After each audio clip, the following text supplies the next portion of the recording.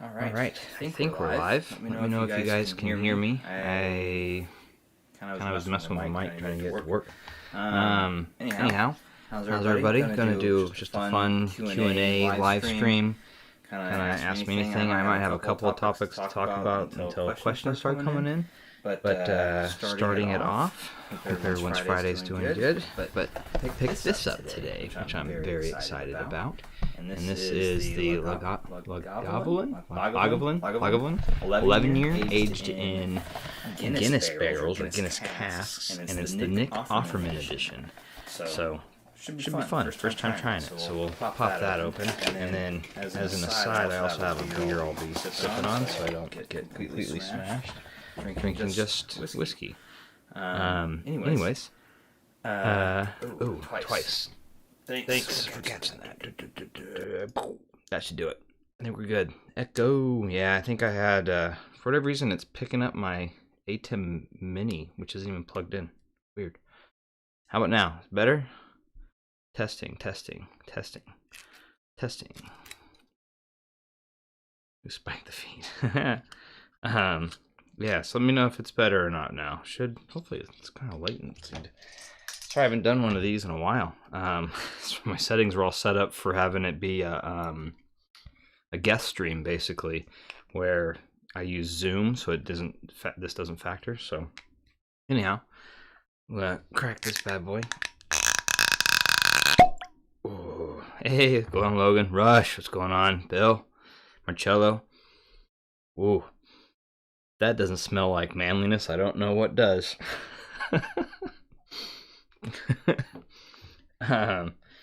Anyhow, so before the questions start coming in, hey Dina, what's going on?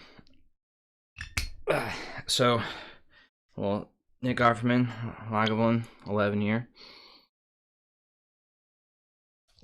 Last Rhino, how goes it? Ooh, this has that iodine / very peaty Scotch. I mean, it's not as smoky though, not as campfirey as I think it's the 15 or 16-year. So it's a little bit not as strong in the peat, but has some interesting flavors. Yeah, that's pretty good. And then the thing I'll be sipping on as well later on will be this lovely thing, the Elysian's Goblin Party, which is a pumpkin milkshake IPA, which I was a little bit like, that's weird. Not sure how much I'd like that, but I had to try it because I never tried it, and I love Elysian stuff. And so, yeah, and I've already had a couple of these the other day, and it's actually quite delicious, so that will be on the back burner. Anyhow, so there's a topic that came up when I was talking with some friends on the Discords and stuff.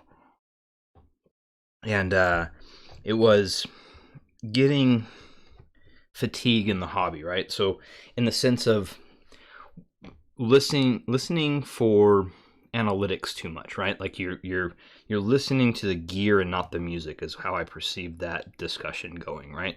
Where people start to kind of key in on their gear and less about and less about the music, right? Like, so for instance, like, I mean, I'm going to show these off just because I got them recently.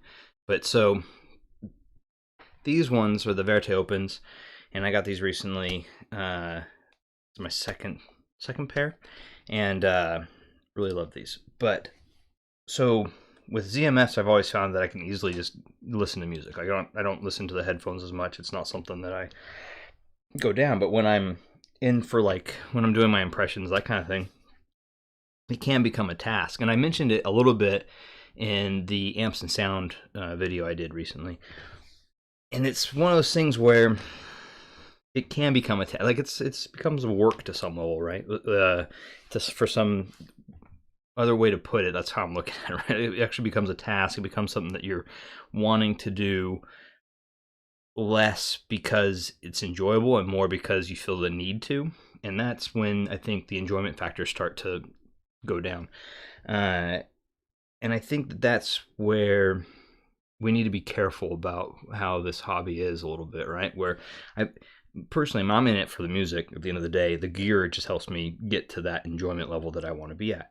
And I just happen to be lucky enough to have gear sent to me or what have you, and access to it to where I can then share my experiences with you guys and gals. So I guess what I'm trying to say is that I think when it starts to become a thing where we're focusing more and more on the gear and less on the actual enjoyment of listening, that becomes problematic. And then trying to find your way back to just the enjoyment. And I was chatting with my buddy about it. Am I drunk already? No, it's just a tough topic. Because it's actually, Kareem, what's up, man? So you kind of actually touched on it.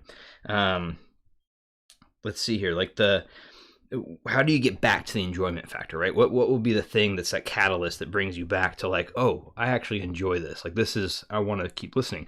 And recently the amps and sound amp, the Mongo SE that I had it for like a week and a couple of days. That did it for me a little bit. Like where I was like, oh, I want to listen to music now, and I want to get back into like just diving into the music. And really that was a really key thing. And I was talking with hey Eleanor, what's going on? Hey Chef Steve. With Rourke about it, and he was talking about how he got into records, and some other people too, and they were talking about how they got into record players and records and collecting vinyl, and so there's something to be said about that. And I talk about it briefly in some other different videos I do or live streams I've done in the past, where it's all about the process, right? Or that the feeling like you get home, you pour yourself some whiskey or you water or whatever your thing is, you get home, you power on your amps, you power on whatever, you select your headphone, you're looking at it. It's the process of getting to that moment of listening. And so with vinyl, that's actually even more so, because you have to choose the record, you have to be very, you have to actually be very what's the word I'm looking for? You have to be very like there in the moment, because you have to pick the actual record, you have to actually pull it out, you have to place it, you have to make sure that the needle drop is good, so there's all these things that place you into that mood of listening, and it kind of almost forces you into this like I'm listening now kind of factor, which I think vinyl is that, like it's that you're in the moment because you had to be very purposefully, I guess that's kind of a word for it, like you're purposefully listening to music. It's not something that's an ambience, it's not something that's there because you want something in the background or you're busy doing something else with music going. It's, I need to now pull this record out and put it on the record player, make sure it's lined up, make sure it's clean, make sure there's all these factors that make you like focus in on what that task is and then purposefully listen. So I think that's where the vinyl kind of comes in a little bit, and I think that's where the enjoyment can sometimes for other people like come back to that hobby, right? So anyhow, that was one of the things I was having a kind of thought about. JT Jr., thoughts on Verite open versus closed? Honestly, I love the Verite closed. I know it's not for everybody, and I love the Verite opens. And to me, I do think that the Verite opens are the easier listen, like they're the more rounded or easy to get along with. I think that the Verite closed are technically better because of the fact that they're closed and they sound as good as they do for me. So take that into account. But I do think that the Verite opens are easier to get along with. They're just, excuse me, more like level, and just where the Verite closed can have a little bit of a sharpness in the highs, and it has a little bit that ZMF dip. It gets a little more accentuated with the closed. But I personally like it. I think both of them are fantastic. I'm leaning too close to the mic, so I might be getting hot. But let me move these comments around here so I can see them. Let's see. I am not drunk yet. This is the first pour of the Lagavulin, and it's pretty good. It's definitely a Lagavulin though. It has that, like, I want to say iodine, but that's not quite it. But it's like that very like chemical smell and taste off the first rip, but it's good. It's its thing. Let's see, have I tried the icons? I have, Chef Steve. I like the icons. I think they're fun, but I do think for me personally, the Verite close kind of covers that down a little bit for me, so I'm not something. Eventually, I'd like to own all the ZMS, but right now I'm kind of focusing on getting another proper tube amp. So that'll be probably my next big one as far as purchases in audio.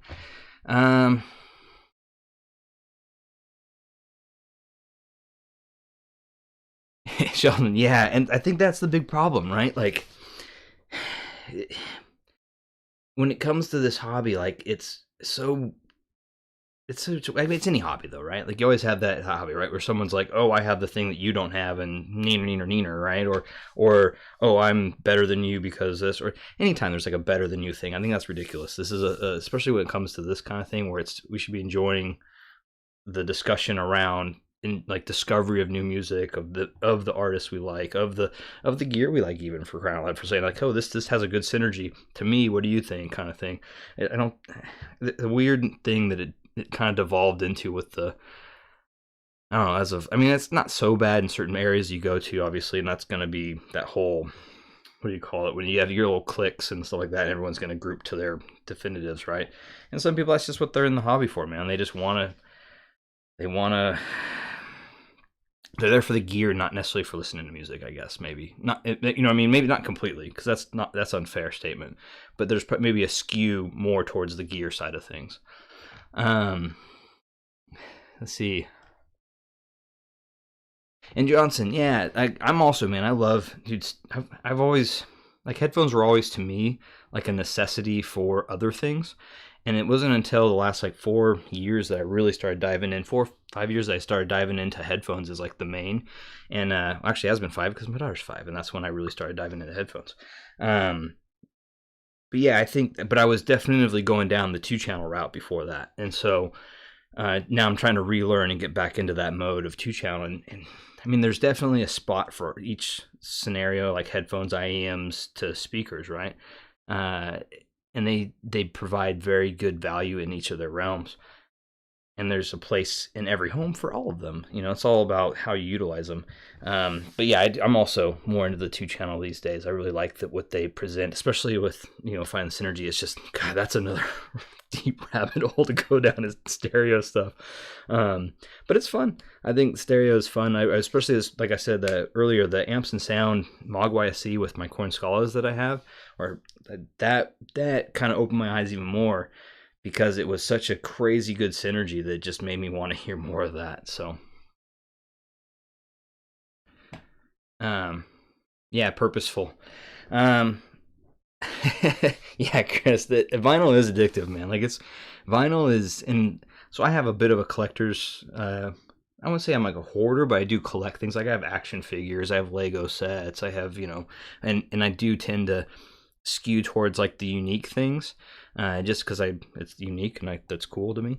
So I tend to go for those unique vinyl records as well. So I have a lot of like original soundtrack, video game soundtracks on vinyl that are like, you know, cool colors or limited edition, whatever. And so those are always, I don't know, spark my interest for whatever reason. But then obviously I have other ones that are like limited edition runs of other things. But surprisingly, I actually got rid of a lot of my vinyl like years ago, and I'm down to just a couple of major, like, main ones that I liked, mostly because of the uniqueness of them. And so now I need to rebuild up my vinyl collection for stuff I want to actually listen to on a regular. So that's one thing too. But I do, man, that ritual and purposefulness of vinyl and listening to a record player on, like, it's just, it's something that it's calming, it's relaxing, it lets you just really focus in on the music, and it gets you in the mood. That's what it is. It gets you purposefully when you're doing that, and it gets you in the mood to listen. So, room looks hazy. Yeah, it's probably the lights behind me. It might just be actually, it does look kind of hazy in here. Huh. That is kind of weird. It does look hazy in here. Huh. I don't know what's happening. But oh, you know what I was doing? I had a little smoke machine thing. I did a photo shoot with some whiskey, and so I had a smoke machine, and that was a day or two ago. So, no, it was yesterday, I think. And so maybe that's where the haze has come from. Anyways, off track. ADHD. It's lovely. Yeah, Chef Steve. Music is for your gear, not gear for your music. Which tube amps do you have it narrowed down to? So last round, so I would like to hear more of, I've heard a bunch at different like meetups and, you know, obviously Can Jam, that kind of thing. But I would like to hear more of Justin's like higher end amps as well at some point, just because I really like that Mogwai SE, and I'm curious to see what, especially his newer stuff that he's been putting out. It's been getting lots of love, so I really want to hear like the Agartha, and I would love to hear eventually his big boy, the Nautilus, but due time, you know. But right now the main ones, I actually really like the Mogwai SE. There's a part of me that just says that would be just it and be done and be happy, because it would power both headphones and speakers for me, and so that's where it is. That's right now my top one right now.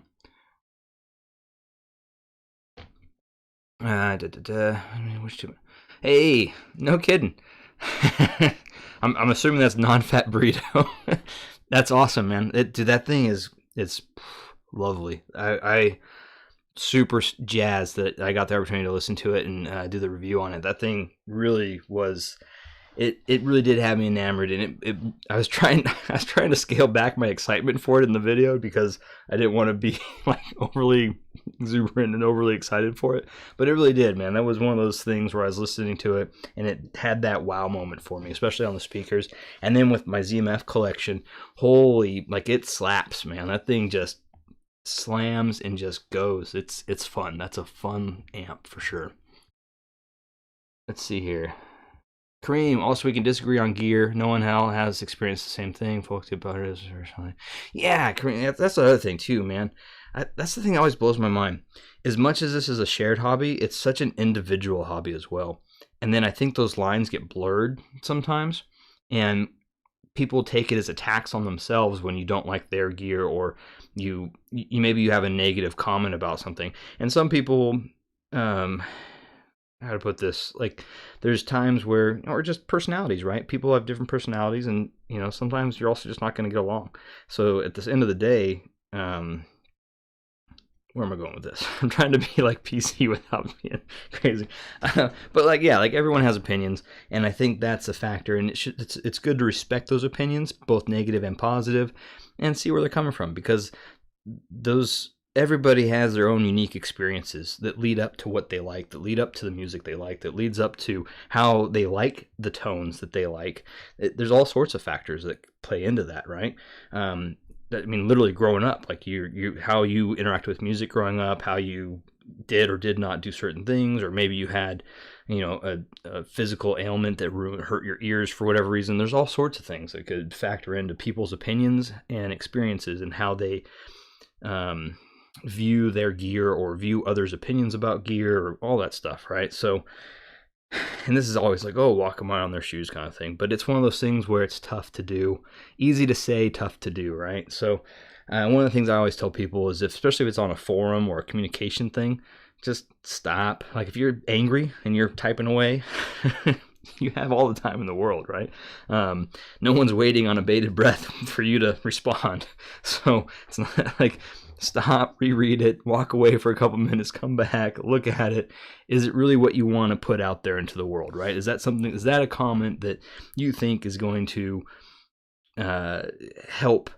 Well, it doesn't even have to help, but do you think is that something that you want to be reflective of you, kind of thing, right? Even, you know, so things to think about in this, in just any hobby, in engaging with others.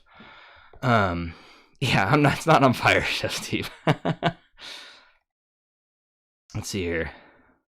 Hey, go. Oh, LA. Oof, man. Last time I was out in LA, we have a lot of family down there and friends, so we go down there, and I know that LA traffic.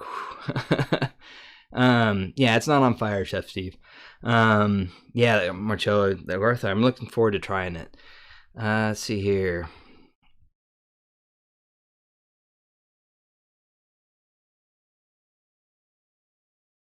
IE mix batching. Maybe I'm being weird, but I don't know off the top of my head what that is. Downside, yeah, that's true. People get addicted to Rune.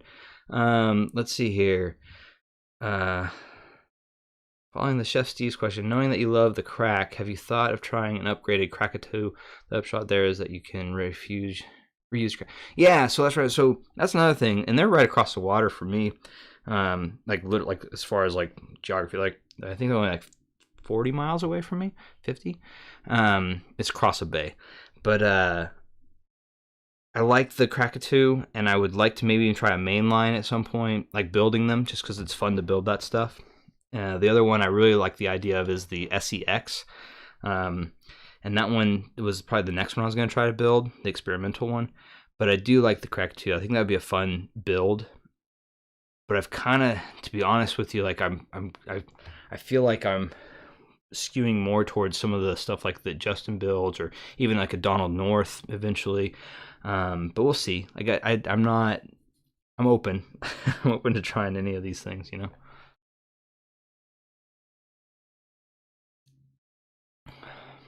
Let's see here. Yeah. Let's see. I love your review. The Mogwai. Oh, it didn't have the upgraded Jupiter caps. That's interesting because it sounded fantastic. And honestly, so here's a fun fact. So I had the Forge amp for a while here, and which the Forge amp is basically a Mogwai, not the SE, but the Mogwai that's been kind of upgraded like crazy, and then they removed the speaker taps. It's just headphones only, and then they changed the impedance of the outputs for the headphones. And I actually liked the Mogwai SE better than the Forge amp, like a lot. Like it was a significantly a significant difference in my enjoyment of those two. And not that the Forge is bad, but just like that step up in enjoyment, which is crazy. And the fact that it doesn't have Jupiter caps in it, but wow, that's impressive. So, so Jared, the appeal of tube amps. So tube amps, there's a couple things. This is actually a thing I want to do. I'm actually in talks with a buddy to do a couple live stream guest shows with him down the road, maybe next year after the New Year's. And so one of the things about tube amps is they also provide, the tubes actually provide a more steady high power output. Like it stays at its output performance, more like at a more level playing field. That's not right. The output is more steady. It's a stronger output, consistently stronger output. So therefore you get that kind of more consistent power to your headphones or your amps or to your speakers, what have you. So there's that part of it, which I think helps drive certain headphones a little bit better, and why they have that kind of slightly more, like there's more behind the music when you listen with tubes, because I think it's more consistent power, so it's consistently kind of pounding there at you.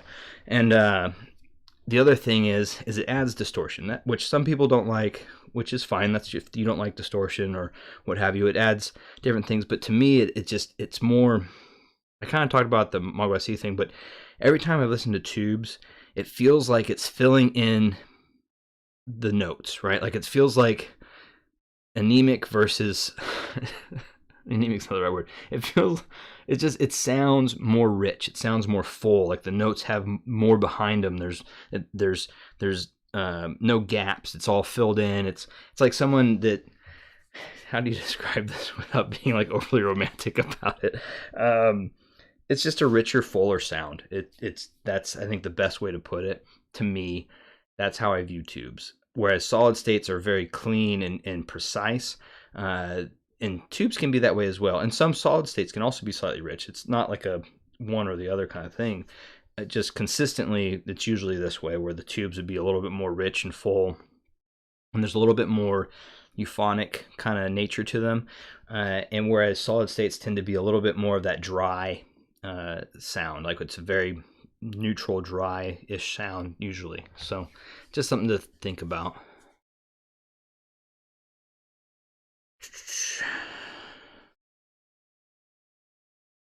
Hey Ricky, thanks man. I appreciate it. I'm working on another video. I was kind of delayed. This week's been kind of crazy. That's part of the reason I'm doing a live stream, just so I can have some content. And I would like to do live streams once a week as well as like a video a week. But my next video will be on kind of a cheaper IEM kind of setup. These were sent out to me to try out, and I think they're less than $90. And it's just sometimes you get stuff like that where and you have to. I have so much higher end gear. Like sometimes when you get something that's like not necessarily lower end, but maybe, I don't know how to put that without sounding bad, but like it's one of those things where you have to kind of change your way of thinking somewhat to go down to like the scale down to this, and like how that's performing at that price point is fantastic.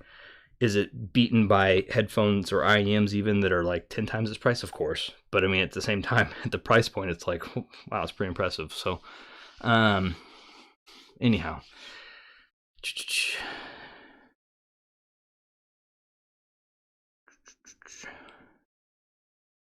Should I buy a ZM? Josh, 994. Should I buy a ZM FVO or LCD4? Same price, by the way.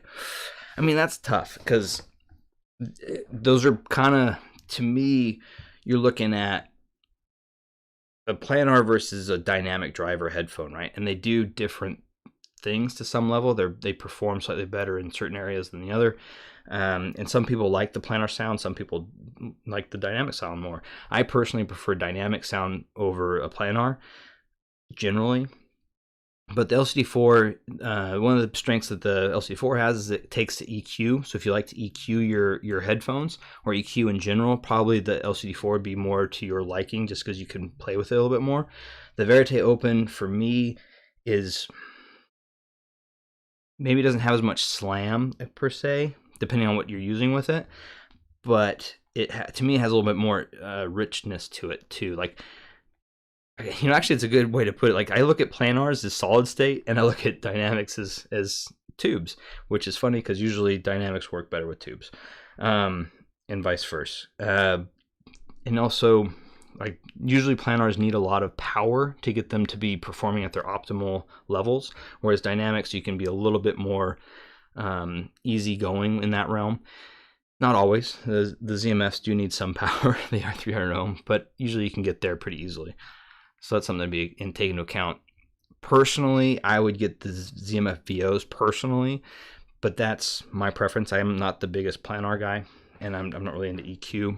There's a couple planars I really like. I did like the LCD4s when I heard them, but my favorites are still the Rad Zeros. That's still my favorite planar right now. Hey, Kevin, what's going on? Yeah. Yeah, tubes are definitely like a well-aged steak. And solids, and yeah, and so tubes like a burger with lots of grease. Yeah, I mean, you can think that way. Yeah, tubes do also present usually a little bit more people like to call it 3D-ness, or which the Verite clothes are really good at. They're good at creating like this in the moment feel or sound, like it has a presence to them. Tubes do, and you can get that. Like I was saying before, you can get that with solid states. You can get actually a very sterile neutral tube amp as well. In fact, my it's not quite super sterile, but I have a KN. What's this thing? I have one of the KN, looks like a speedboat, the Mark II, and that thing is very much so more on the lines of the neutral side of the tube house or tube sound.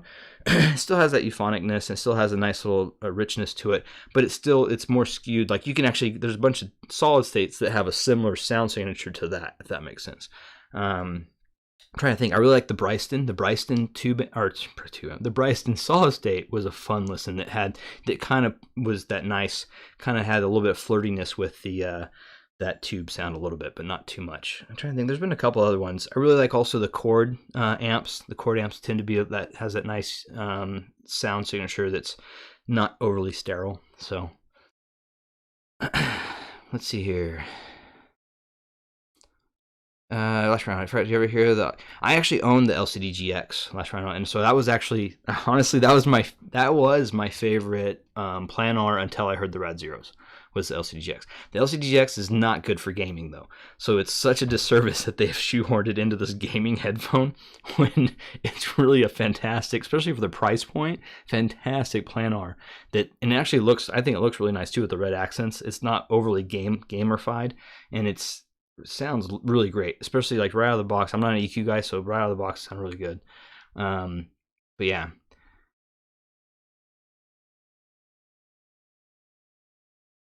Actually, yeah. So I didn't read the rest of your question last Rhino, but yeah, I don't agree on a lot of things that max settings or metal says. We usually skew the other way. But yes, I agree that is one of the best sounding Odysseys out of the box. Like, just pick it up, listen, and it sounds fantastic. I think a lot of the Odyssey, I like Odyssey. I think they make fantastic stuff. But I do think that they rely a little bit too much on their EQ factor ability. I mean, they even have apps for it. Like, so they expect people to some level to EQ or use their apps to EQ their headphones to get them to optimal performance. And I think that's not a bad thing. That's just, it depends on your level of enjoyment in that, or how much you would want to do that.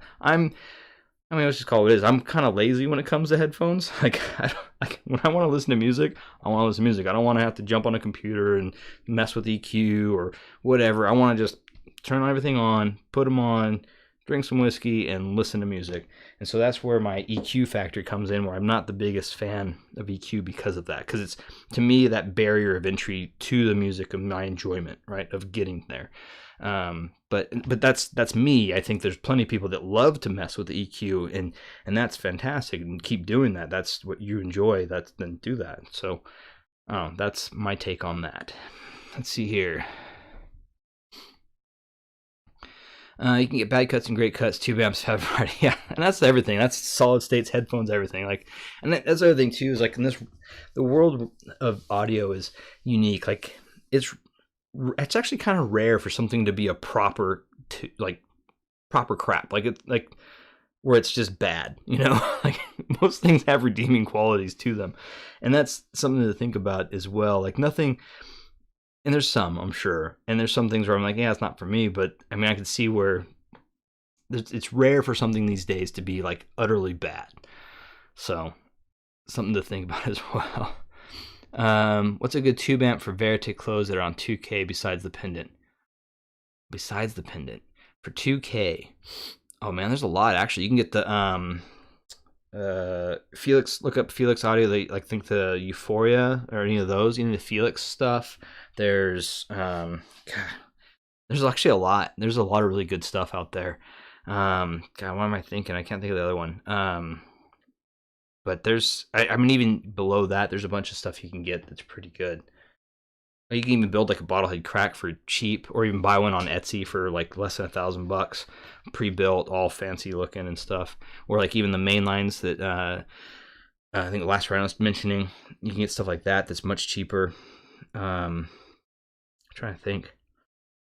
But yeah, those are all things I would look at as well, because the pendant actually skews more to the neutral side. Ooh, Elnick, that's actually a good one. Thank you. The tuba. That's what I was thinking. The tuba. So my favorite hybrid tube amp right now is the ECP-T4.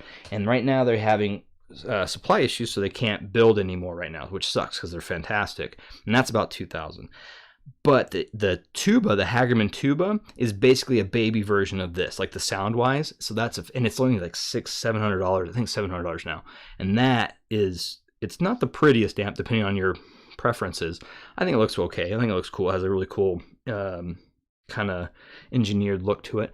But it's, for the price, it sounds like pretty close in kind of like that sound profile to the ECP-T4, which is my favorite. So take that for what it is. And yeah, Elnick, he knows his recommendations are all going to be spot on. Oh yeah, the Kinsey is another good one. That one's Justin's, like, that's like proper tube amp sound too, the Kinsey.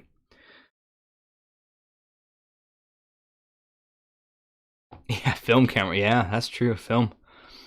Wait, jump back up here. Starlet. Yeah, there you go. Starlet. Thanks. I know the DNA makes. I wasn't sure I couldn't remember if he made a $2,000 one, but Starlet, yeah. Verite is lush and refined. Verite does you the favor of making everything you listen to sound better. Yeah, that's true. Thanks, DOS Ninja. Thank you. Appreciate it. Tubes for your eyeballs. Yeah. And that's another thing too about tube amps. So going back to that purposefully listening factor, if like vinyl paired with a good tube amp like that Mogwai, when I was listening to vinyl with that, my stereo, having the tube amp up there glowing, because I usually listen in more darker settings, and it's just like having that glow it's so it just adds to the mood, right? Like, I guess you could say it's kind of like having a lava lamp or something, right? Where it's a mood enhancing thing. But yeah, it's pretty awesome having that tube glow and seeing it. But if you're in a small room, it does get hot, so not recommended in the summer times if you're in a hot area.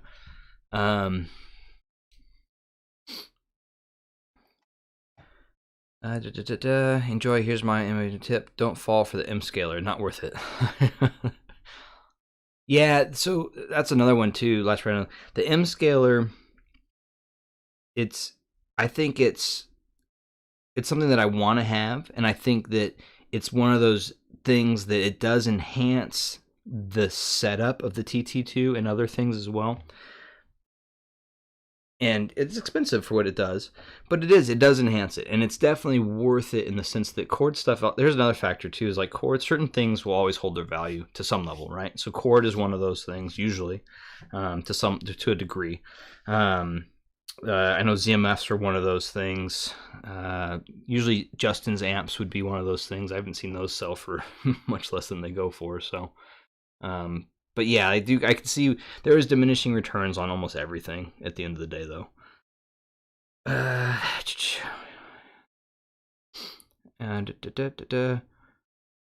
Second time Demon Starlet is meant for dynamic drivers. Great value for 2K. Yeah, and that's true. Some of these like purposefully, that's another factor I want to talk about a little bit.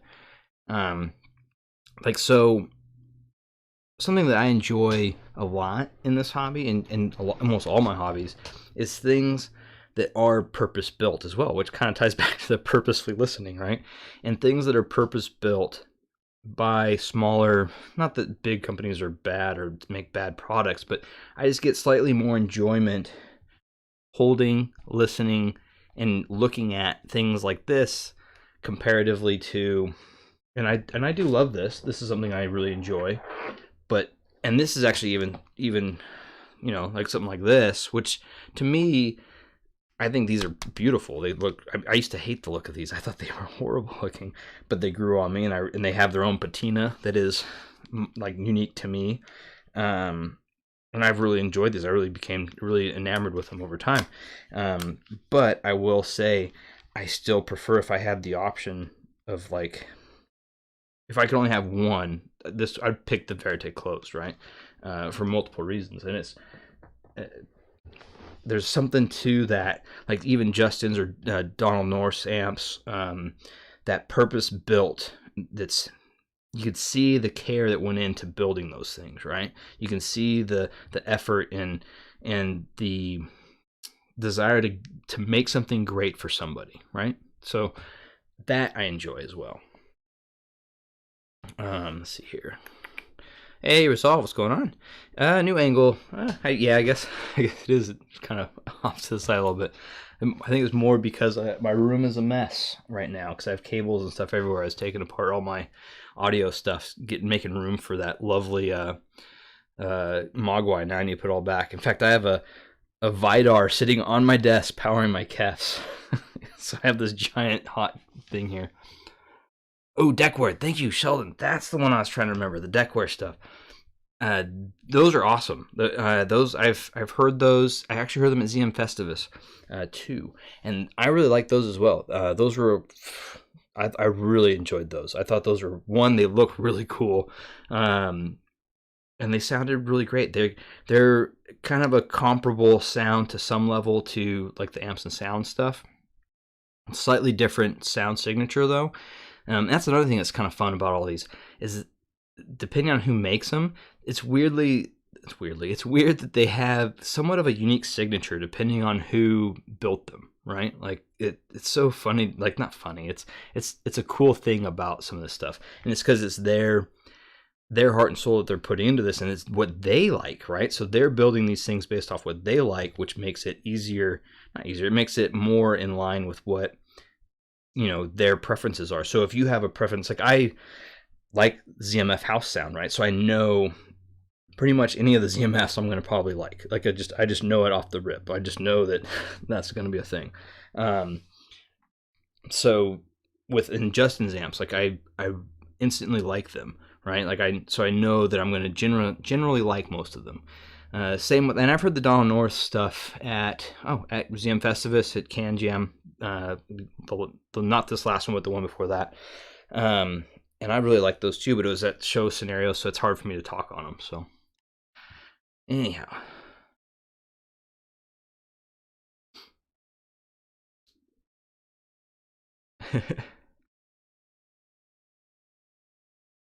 Let's see. Let's see.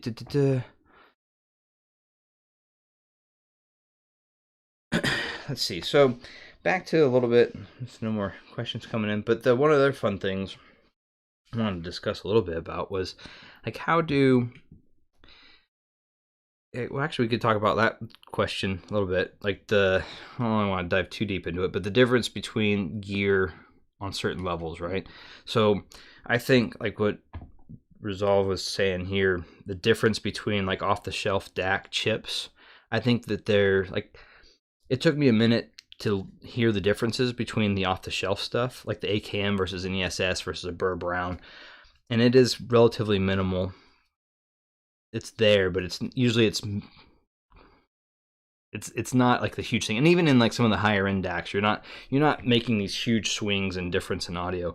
It's something that you need to like listen to, and really if you have an AB way to AB them at equal volume is another way to kind of tell those differences.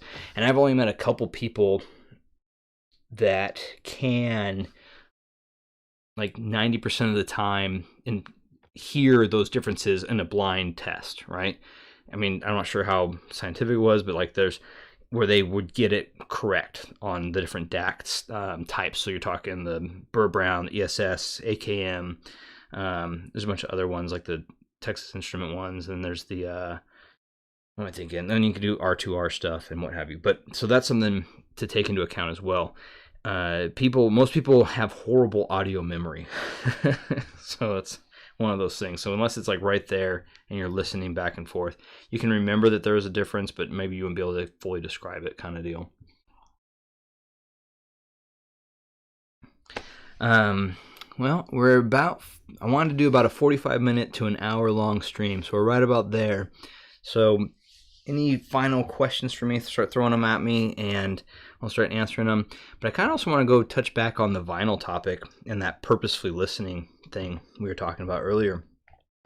And to me, I think that's something we need to all kind of like remember, like to get back to. Like if you start finding yourself like listening to things because you're listening to the thing and not to the music, maybe stop and like pull back a little bit. Kind of like when I was talking about when you're making a comment online, maybe stop, pull back and go, wait, how do I recalibrate? How do I reset? Let's start listening to music. Find the track that you just love and you love to hear it and you love to like lose yourself to that track, for instance, and just listen to that and try to get your mood back into like just listening.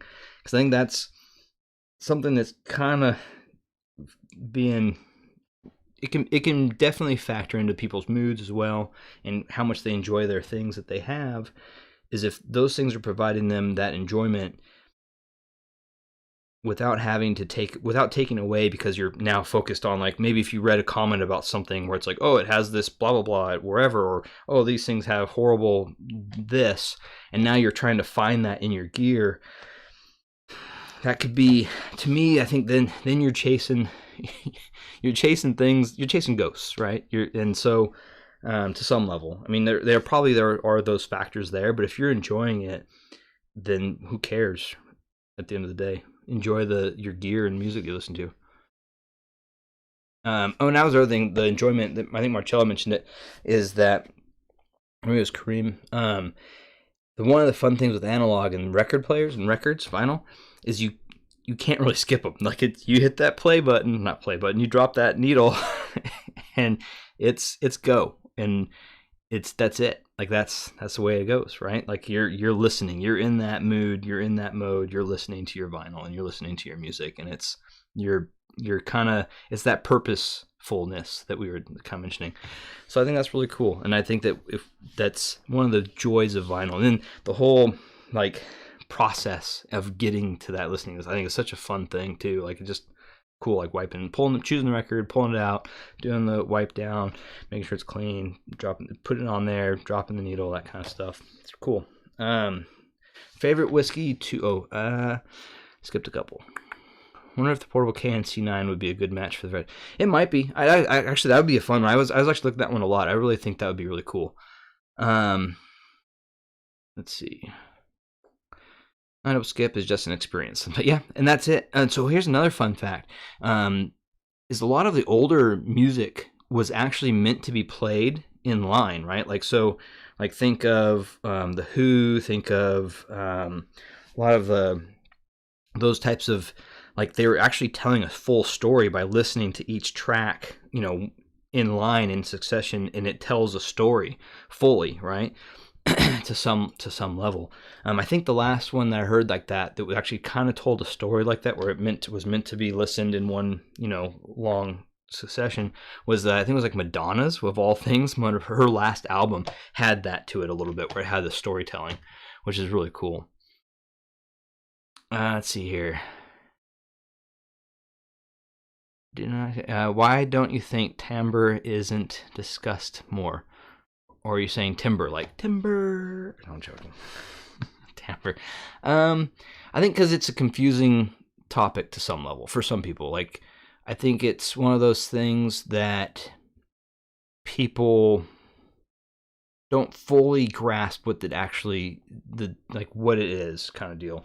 And that might be something, like, I know there's plenty of people that have explained it, or you can read about it, but I think it's one of those, it's just hard to describe, I guess, for some people, because I don't know. I'm actually expressing this perfectly, because it's a very hard topic to discuss. I think that's why it's not talked about enough. To me, anyways. I'm sure there's plenty of people that would feel very comfortable discussing it, talking about it, but I don't know. Favorite whiskey to drink. Currently, favorite whiskey to drink. Let's see. Current favorite. I'm really a big fan of the Forester, either the 1920 or the single barrel. That is very, very delicious. Another one that I've been really digging on lately. I really like the Smoke Wagon stuff, but that's an MGP blended thing, so it's got a unique kind of taste there. It's actually funny, a lot of the MGP blendeds are kind of like tube amp makers, right? They all have their unique process and flavor profiles, even though it's an MGP, which MGP is basically mass-produced whiskey that you age, and you pick the barrels from them, and then you can blend them to get to your flavor profile. And so that's how a lot of these whiskey makers do their stuff, is they do this MGP thing. And so that's kind of a fun thing. So that's, I think, one of the other ones I really like is the Smoke Wagon. Also because the character, the owner, Aaron, he's freaking hilarious. He's this guy out of Vegas. He's a full-on, he's character. But yeah, I think the Forester 1920 and even the 1910 is really good. Both of those are really fantastic. And the single barrel. Another fun one I really like. What was I enjoying the other day? Surprisingly, I like Long Branch, the Matthew McConaughey one. That one has a very fun flavor to it. So, is vinyl better on solid state or tube amps? I personally think it can go on either. I prefer it on tube amps, but I also prefer tube amps. So I think it's going to be a preference thing. It works either way. I wouldn't. It's at the end of the day. Ever attend AA? My dad did. He actually was in AA, and then my grandmother was as well. So yeah, I've never personally attended one. Let's see. What was that? X. Try some Electric Guest. There you go. Cheers, guys. Keep up. Hey, thanks, Resolve. Have a good one. I'm still confused about timbre. Honestly, man, it's one of those things, I would just look up the definition and then try to parse it from there. But I believe timbre is just the way that the notes are presented and separated, kind of thing.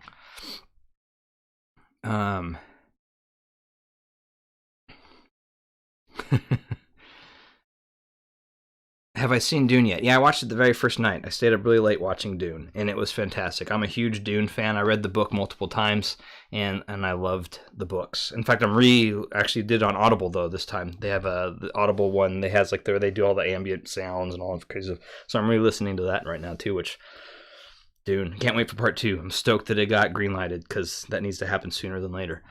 Have you tried Tandue or other flip drinks? No, I don't think I have. I shall look that up though. I'll see if I can get them. I'll ask the wife, see if we can find some. But I have some Hawaiian, like local Hawaiian liquors that are really good. I'm trying to think of what the name of it is off the top of my head though. It's made from like a wood, like a special root wood that they age. It goes really good in Coke. Blade Runner versus 24 versus Dune, or Dune versus Blade Runner. That's tough. Both are cinematic marvels, man, and those are both really fun cinematically to watch.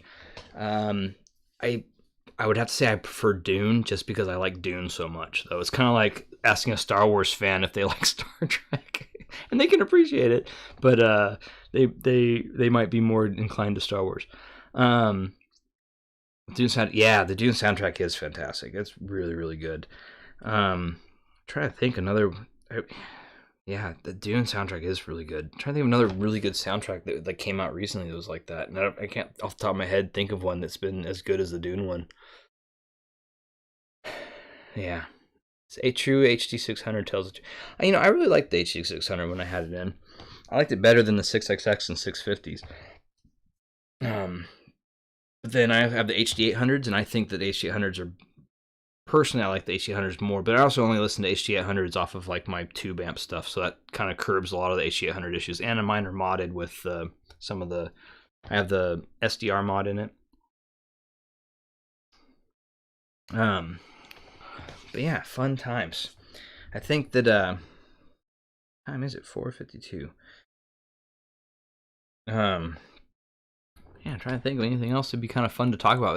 It's kind of a fun just Q&A with you guys. So yeah, anything by Hans Zimmer is just stupid good. Oh, you know what? There is this place up here, Aiko, that's it's a Filipino coffee bakery shop, and I think it's called Hood Bakery, I think.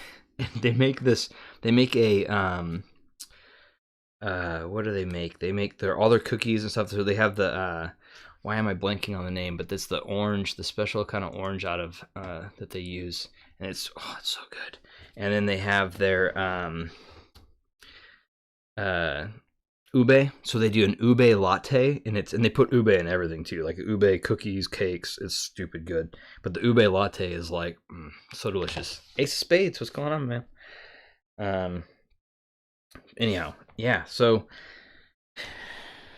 fun stuff. Ube, yeah, dude, it's so good. I love it so much. Ube ice cream, and so good.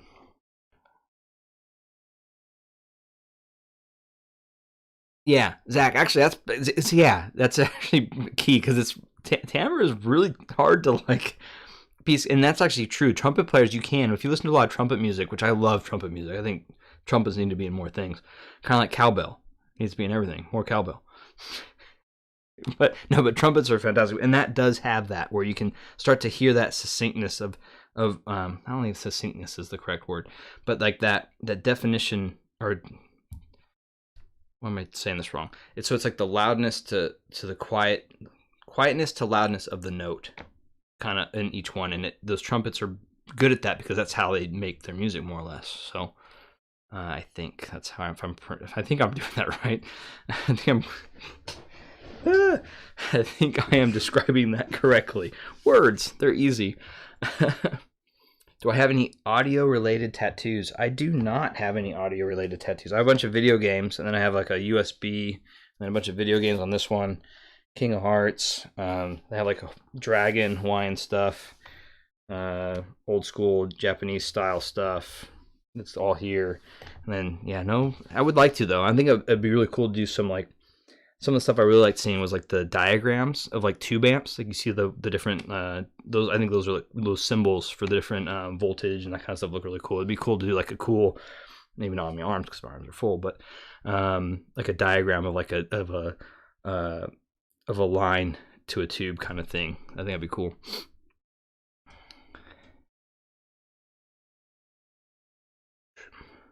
I love when people complain that Utopia has metallic timbre. Yeah, yeah, yes.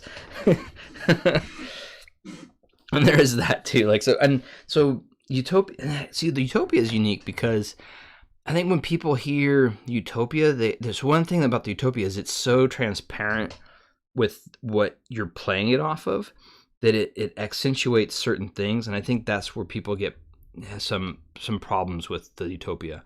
Hey, Mark, how's it going, man? How you been? Yeah, is that's real. But yeah, I think that's definitely the Utopia, and similar to like actually almost all the focals were pretty bad about that, and by bad I mean that they can pick up your system and they play it back to you basically, right? So if you have something that's super neutral, it will, to some, depending on which focal you're using, obviously. The Utopias definitively though have been ones that will shine a light on the audio source and also like the music being used, like how well it was recorded, how all that stuff, how well was it engineered. It will show you those flaws pretty rapidly, and then I can see where that would play into it. Like I heard people, where's that? I have my SPL Fonder down here, but so SPL Fonder and the Utopias is not a great combo. Like, I mean, depending on your preference, obviously, but for me, it became, because the Utopias are so fast and they're I wouldn't call them bright, but when you pair them with a very strong solid state or a very neutral, clean solid state, I could see where people would be like, "Oh, these are bright," or "These are too sharp," you know. And I think it's because of they're so technical and they're so fast that they do create that kind of presence, I guess. Whereas with something like surprising, oh, you know what else does that really bad is the Arias and the Anandas to a lesser degree than the Arias, but those also can become very sharp and bright depending on what you're using. And they're, because I think those are also just generally brighter headphones anyways. And I think that one's also because of they're so crisp and so separated with their presentation of like between notes, and even it's crazy. Yeah, exactly. Utopia, it's just you put like Utopia on even the Forge amp, that was fantastic. That sounded super lovely. The Utopia on my ECPT4 and the Tuba amp, fantastic. So yeah, Decaware. Dude, the Decaware amps, I really liked them when I heard them, and they're cool looking too. And those are on par pricing wise as the amps and sound stuff as well, I believe. I think they're a little bit more pricey. I can't recall. But yeah.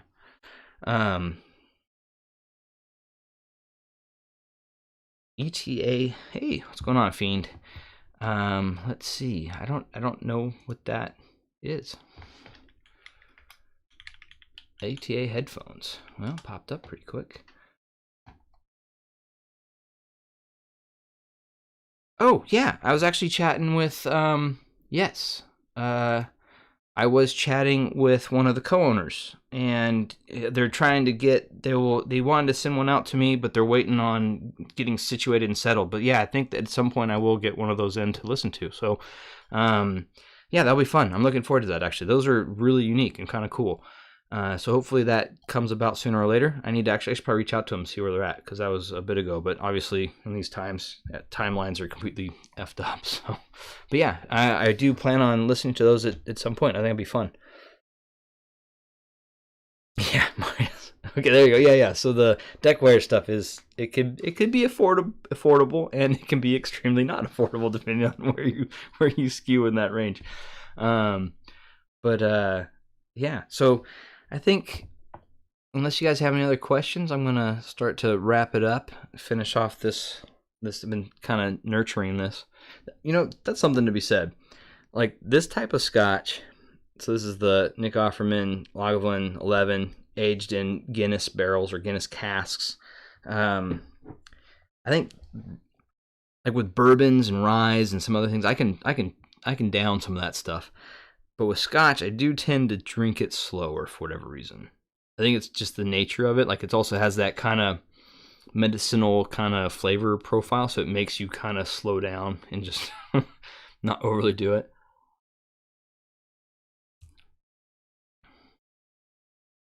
Last Rhino, I did not consider the TT2 to power the Kefs. Kefs are actually pretty power hungry, but maybe I should. That might be fun just to try it out, see what happens. I know the TT2 can technically power of all things, the Corn Scalas, and I was getting ready to try that eventually, just because it'd be just bananas, this little tiny cord. I mean, TT2 powering two ginormous speakers that, my wife could easily fit in with probably another. I could probably I could probably put two of my wife's into one of my Corn Scalas.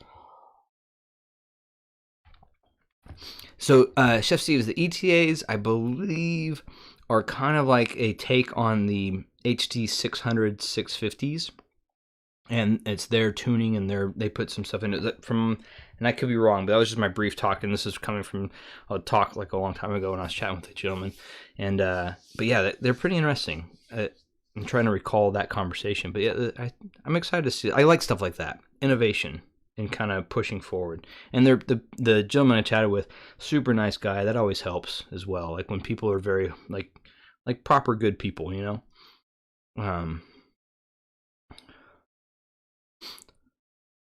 Yeah, RCA only. That's right, for sure. RCA only. Let's see. Yeah, and that's the thing. Cord is RCA. Like, that's the thing. If you ever listen to Cord stuff, like the owner and stuff, he's all about RCA, man. Like, he puts XLRs on there, but I mean, reality matter, he builds the Cord stuff to be RCA. So, yeah. So I think with that, I think I will let you, gentlemen and ladies and gentlemen, if there's any ladies in here. I think my community tends to be skewed more towards the male side of the house. But, Smartius, is that high-for-mind adapter to use with speaker amp terminals any good? I think it's all right. You can do, I think there's plenty of other options as well, and they're not that difficult to make, as I recall, but that's an easy one off the shelf kind of deal. I think you can talk to, there's a bunch of other makers that can do stuff like that, though. In fact, what's these ones? So this is my adapter for basically the back of the TT2 into an XLR, and this was just a just a custom made piece kind of deal, and you can go to like any of the custom makers that make cables, and they'll do that stuff for you. And in fact, they even do have those other things. So, yeah. Oh, Elekit, those are badass, Chef Steve's. Those are awesome. Those you can build them yourself too, or have some build them. Those are also really, really good. All right. On that, yeah, Elnick, everyone, you guys have a great rest of your evening. And yeah, I know Marius just answered definitively. Yeah, go look at some of the different makers. There's plenty of like Etsy type makers, or even some of these custom cable makers that can do it for you, if that's more of your liking. So anyhow, thanks everybody, and we'll catch you guys on the next one. I'll hopefully have a video out on some IEMs and another live stream next week. So all right, cheers, have a great one, and enjoy Halloween.